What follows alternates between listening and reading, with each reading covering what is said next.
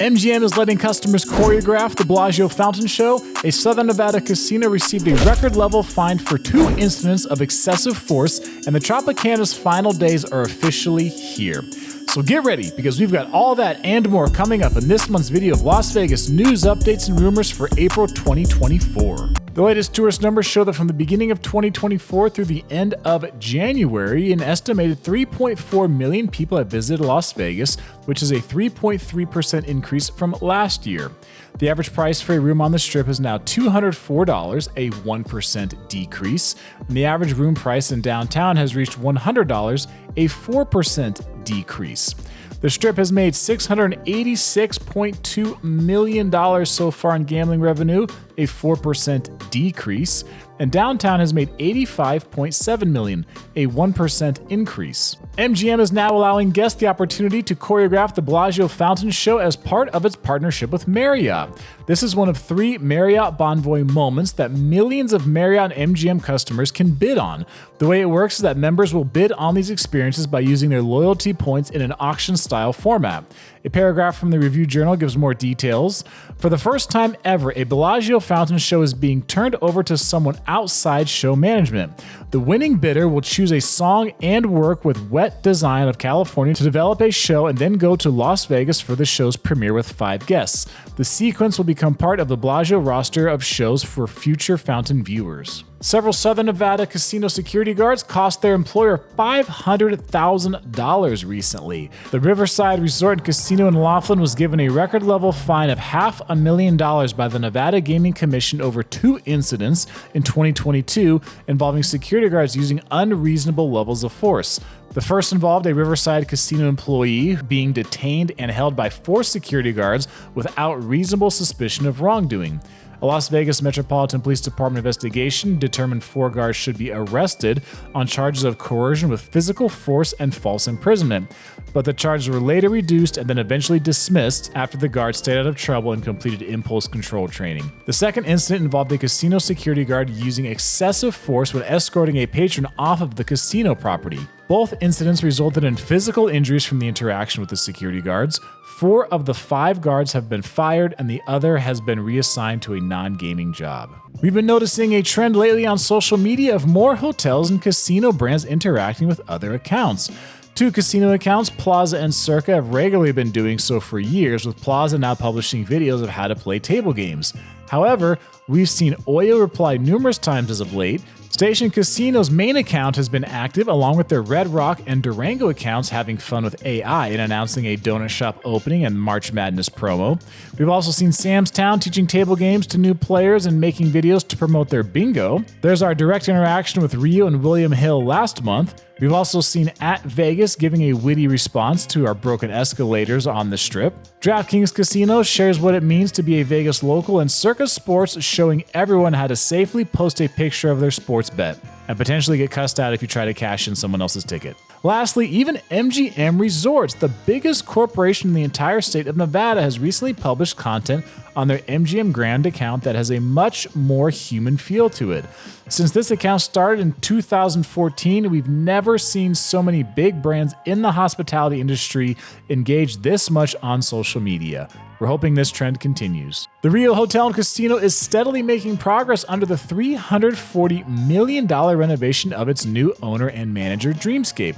The property has already renovated an entire tower, repainted the outside of the building, added exterior lights, fixed the marquee sign out front, added a food hall, and lowered drink prices in the casino. World of Hyatt members can now earn and redeem points at Rio now that the property has joined the group's loyalty program. They've also announced a new lounge opening this summer. The lounge is inspired by Rio de Janeiro's famous Lapa neighborhood. The Circus Hotel and Casino on the Strip has decided to wage an all-out war on high prices. The iconic North Strip property has decided to fight back against the seemingly endless increase in prices on the Strip by officially opening its Slots of Fun casino that comes directly up against the sidewalk for people to come in and take advantage of the cheap food, drinks, and gambling inside. Slots of Fun is for the adult crowd only and is limited to only those who are 21 years of age and older.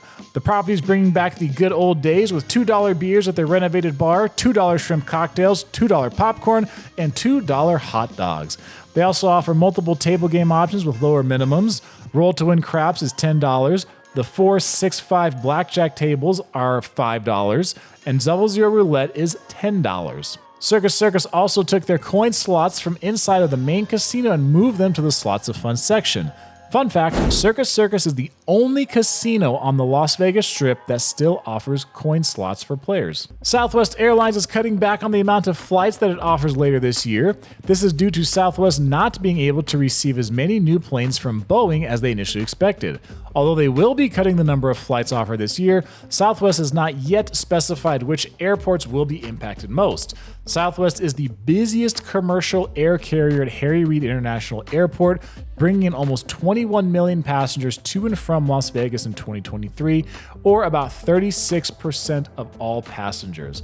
Las Vegas is the second busiest airport in the country for Southwest Airlines flights. Tickets for F1 have already gone on sale. Nevada residents had early access on March 22nd as a show of appreciation before the rest of the public could begin purchasing on March 25th. Las Vegas Grand Prix CEO Renee Wilms said that lessons learned from the inaugural Grand Prix in 2023 have helped shape changes for this year's event. One such change is recognizing the demand for more variety in pricing options and offering significantly more general admission tickets to appeal to a wider range of fans.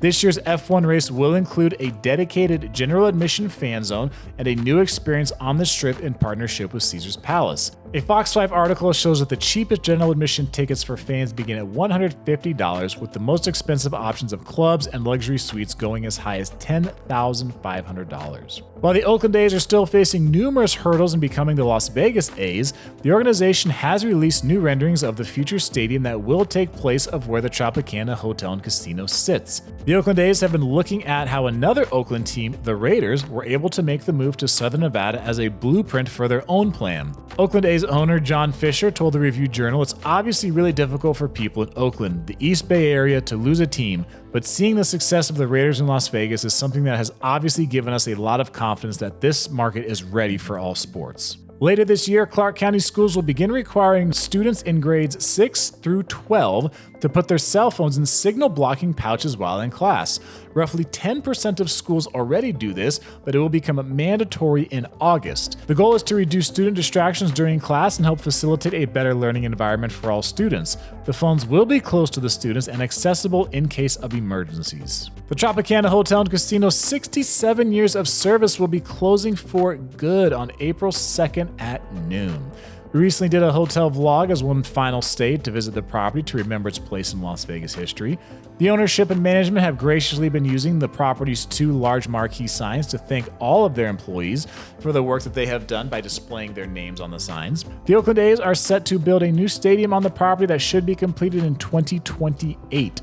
Later in the rumor section, we will cover some of the speculation around the demolition process for the Tropicana. Now is a great time to remind everyone watching that you can easily get more access to more deals in Las Vegas for free by signing up to our email list below, where you'll join almost 14,000 other Vegas lovers getting more value for their money.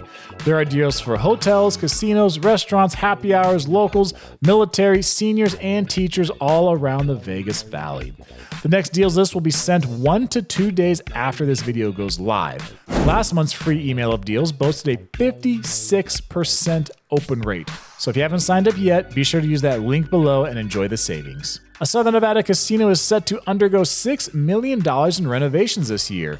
It's going to take place at the CasaBlanca Hotel and Casino in the small town of Mesquite, Nevada, just about an hour from Las Vegas. The property will add over 200 new slot machines, a new sports bar, and more than double the size of the current center bar. The property will remain open during the renovations that are expected to begin in May and be completed in the fall. For those of you that love making your sports bets with Circa, you'll be happy to know that a new Circa Sportsbook is now open at the Silverton Hotel and Casino for you to make your bets at. The grand opening was Monday, March 11th, and marks the 6th Circa Sportsbook in the state of Nevada and the 9th total.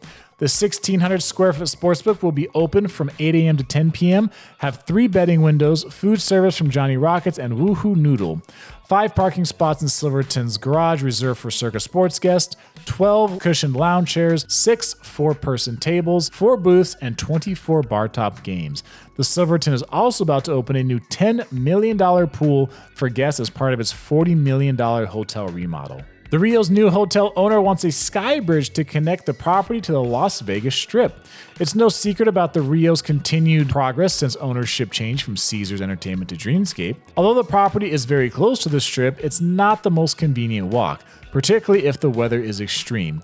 You have to walk from the south side of Caesars Palace down Flamingo Avenue over the I-15 freeway connected to land at the Rio. Eric Birnbaum, CEO of Dreamscape, wants a landscape pedestrian bridge that stretches from the Rio over I-15 to Caesars Palace. The idea comes from the 1.45 mile long elevated High Line in New York City. Birnbaum's idea is part of a larger plan to revitalize the area to not only bring more business to the Rio, but to other properties like Gold Coast and Palms, as well as smaller businesses in Chinatown and the entire area immediately west of the Strip. Before diving into the rumors section, we will now rapid fire several more updates from the Vegas Valley. After 20 years of operating at the center of the Las Vegas Strip, Jimmy Buffett's Margaritaville at the Flamingo will be closing this summer. The America's Got Talent show at Luxor will be closing in May.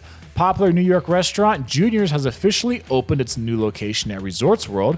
An Aldi grocery store is coming to Henderson. The Las Vegas Aces became the first team in WNBA history to sell out its allotted season tickets.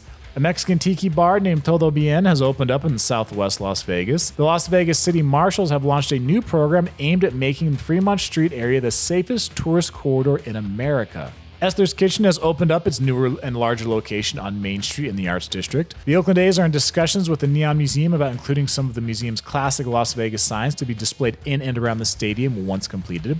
A man proposed at Circus Stadium Swim over the weekend. A Henderson police officer was arrested for a DUI just 1 day after graduating from the academy. He was fired. A nonprofit organization called the Friends of Red Rock Canyon is raising funds to have security cameras installed in the parking lots in an attempt to help reduce the number of car break-ins they have been taking place. And Blue Ribbon Sushi Bar and Grill opens Friday at Green Valley Ranch Casino in Henderson.